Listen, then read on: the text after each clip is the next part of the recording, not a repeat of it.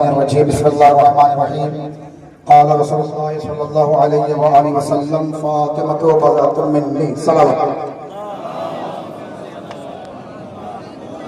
আল্লাহ তাআলার হামদে সানা এবং প্রশংসা। আজ যদি কারোর এই সাইডে যে বসার জায়গা আছে যদি বসে তাহলে বসতে পারেন, আর যারা বসতে পারবেন না দাঁড়িয়ে থাকেন, অসুবিধা নেই, বেশি সময় না। আপনারা মন দিয়ে শুনবেন। আমি আমাদের প্রিয় নবী, বিশ্ব নবী, তাজদারে মদিনা মা আমিনাল্লাহ আব্দুল্লাহর ইয়াতিম বেটা মুহাম্মদ মুস্তাফা সাল্লাল্লাহু আলাইহি ওয়া আলিহি ওয়াসাল্লামের মশহুর ও মারুফ বিখ্যাত একটি হাদিস আপনাদের সামনে পেশ করেছি, যে হাদিস শরীফ বুখারী শরীফের মধ্যে আছে। তার মধ্যে আল্লাহ রাসূল ইরশাদ করেছে, ফাতেমা আমার টুকরা, ফাতেমা আমার অংশ, মান আযাহা ফাকাত আযানি, যে কষ্ট দেবে ফাতেমাকে সে কষ্ট দেবে আমাকে। আমার কথা বুঝতে পারছেন? আমার কথা বুঝতে পেরেছেন? রাসূলুল্লাহর হাদিসের তরজমা বলেছি। যদি আপনারা আমার সাথে থাকেন বলবেন লাব্বাইক ইয়া হুসাইন।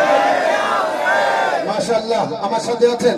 আর একটা লাব্বাইক দেব, লাব্বাইক ইয়া যাহরা। আজ একটা মানুষ প্রশ্ন করছিল আমার কাছে, মাওলানা সাহেব, মা ফাতেমা জাহরা আপনি বলছেন বসে বসে নামাজ পড়তেন। আমি বললাম হ্যাঁ। বলো মাওলানা সাহেব আমার মাথায় আসে না, মা ফাতেমা জাহরা 18 বছর বয়সের একটি মেয়ে বসে কেন নামাজ পড়ে? আমি তাকে বললাম, আজ আমরা যে শোক দিবস পালন করছি এটা সাধারণ শোক দিবস নয়। এই শোক দিবস হলো মা ফাতেমা জাহরার সেই শোকের দিন। মা ফাতেমা জাহরা 18 বছর বয়সে বসে নামাজ পড়তেন, সেই দিনকে স্মরণ করে, সেই কষ্টকে স্মরণ করে আজকের এই দিন আমরা পালন করছি। তিনি বলছিলেন মাওলানা সাহেব মাথায় আসছে না। আমি তার আগে বলেছিলাম, শুনুন, আমাদের এলাকায় যদিও কোথাও অ্যাক্সিডেন্ট হয়, যার ভুল হোক না কেন, একটা অ্যাক্সিডেন্ট হলো যদি সাধারণ ঘরে হয় তো তার বলার কেউ থাকে না। আর যদি একটু পাওয়ারফুল ব্যক্তির কেউ হয়, রাস্তা অবরোধ করা হবে, প্রতিবাদ হয়, মিছিল হয়, প্রতিশোধ চায়, আসামিকে ধরা চায়, কেন মারলো, কেন অশান্তি করলো, কেন অ্যাক্সিডেন্ট হলো।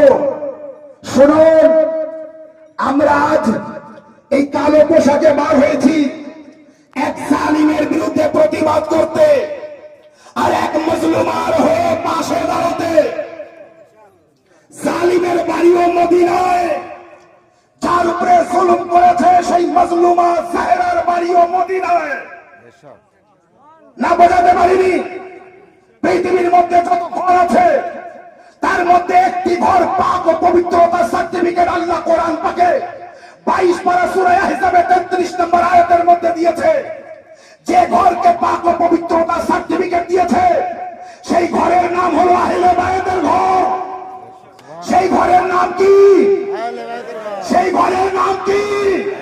চিৎকার করে বলুন পৃথিবীর সমস্ত মানুষ শোনো, সেই ঘরের নাম হলো আহলে বায়তের ঘর। ঠিক কি না বলুন? সেই ঘরে, এত পবিত্র ঘর, এক শ্রেণীর মানুষ সেই ঘরে হামলা করেছে, সেই ঘরে আগুন লাগিয়েছে। সেই ঘরে থাকতেন, যা শুনুন, আরো ঘরের পরিচয় শুনবেন। সেই ঘরের মধ্যে থাকতেন নবীর একমাত্র কন্যা, জান্নাতের নারীদের সম্রাজ্ঞী মা ফাতেমা জাহরা। সেই ঘরে থাকতেন জান্নাতের বাদশাহ, জওয়ানানের সরদার হযরতে ইমাম হাসান ও হযরতে ইমাম হুসাইন আলাইহিস সালাম। সেই ঘরে থাকতেন মাওলা মুশকিল কুশা আলী ইবনে আবি তালিব আলাইহিস সালাম। যে ঘরের দিকে আমার আপনার নবী সালাম জানাতেন সেই ঘরকে বলা হয় আহলে বায়তের ঘর। আরো অনেক বিবরণ আছে। এই ঘরে যদি কেউ আগুন দেয় আপনি মেনে নেবেন না? উত্তর দেন সবাই। ওই ঘরে কেউ আগুন দেবে আপনি মেনে নেবেন? যদি তাকে ধরা যায় তো ছেড়ে দেবেন? মানুষের সামনে এখনো তাকে আনা যায়নি, যাতে তাকে ধরা যায় আর মানুষের সামনে তার মুখোশ ফাঁস করা যায়, তার জন্য আপনি প্রতিবাদে নামবেন না? নামবেন না? তার জন্য এই প্রতিবাদ, তার জন্য এই শোক মিছিল। সেই ব্যক্তি ক্ষমার যোগ্য না, ঘৃণার পাত্র, কিন্তু সেই ব্যক্তিকে যদি কেউ মাথায় করে নাচে সহ্য হবে? সেই ব্যক্তিকে আজও মানুষ মাথায় করে নাচছে। তাই ওই জালিম ব্যক্তি, ওই নোংরা ও খারাপ ব্যক্তি মা ফাতেমা জাহরার ঘরে যে আগুন দিয়েছিল। আচ্ছা বলুন তো, এই মুহূর্তে আমরা একটা সব মিছিলে আছি, আল্লাহ না করুন এক্ষুনি একটা ঘরে যদি আগুন লেগে যায়, আমরা এখানে থাকবো না? আমরা নিভাতে যাব না? মসজিদে নববীর ভিতর দিয়ে মা জাহরার ঘরে যেতে হতো, মা জাহরার ঘর থেকে পার হতে মসজিদে নববীর উপর দিয়ে যাওয়া আসা করতে হতো।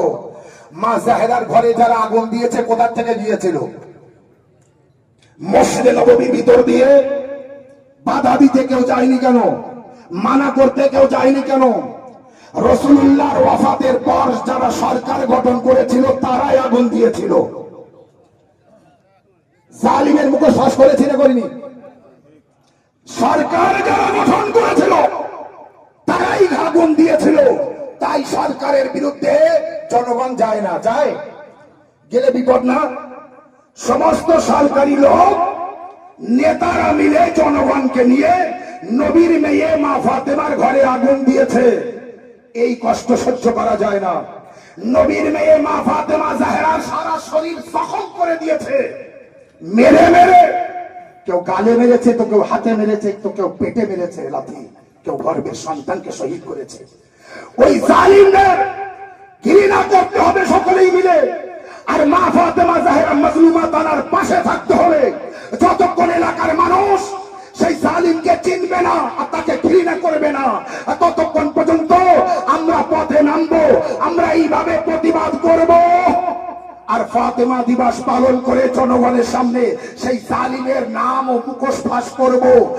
আজ যদি কোনো মজবুরির কারণে নাম ফাঁস না করতে পারি, চেহারাটা ফাঁস করেছি না, তার বিবরণ বলেছি না। রাসূলুল্লাহর ওয়াফাতের পর যারা সরকারে এসেছিল তারা করেছিল। তো আমরা সেই কারণে মা জাহরার পাশে তার মাজলুমিয়াত, তার দুঃখ কষ্টকে মানুষের সামনে তুলে ধরা আমাদের কর্তব্য আছে না নাই? আছে, আমাদের কর্তব্য আছে। যার কারণে আমরা সেই ঘটনাকে তুলে ধরার জন্য এই প্রতিবাদ সভা ও মিছিল দেখেছি, আমরা মজলিস দেখেছি, আমরা শোক মিছিল দেখেছি, এবং ওলামায়ে কেরাম দেখতে পাচ্ছেন স্টেজের উপরে বা নিচে আছেন আপনারা। কলকাতা থেকে দূর দূরান্ত থেকে সমস্ত মা জাহরার ভক্ত, মা জাহরার মান্যওয়ালারা এসেছেন। সবাই এক বাক্যে বলবেন লাব্বাইক ইয়া জাহরা, লাব্বাইক ইয়া জাহরা।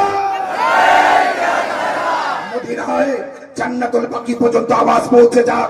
এইভাবে আপনার কলিজায় যত শক্তি আছে সেইভাবে বলবেন লাব্বাইক ইয়া জাহরা।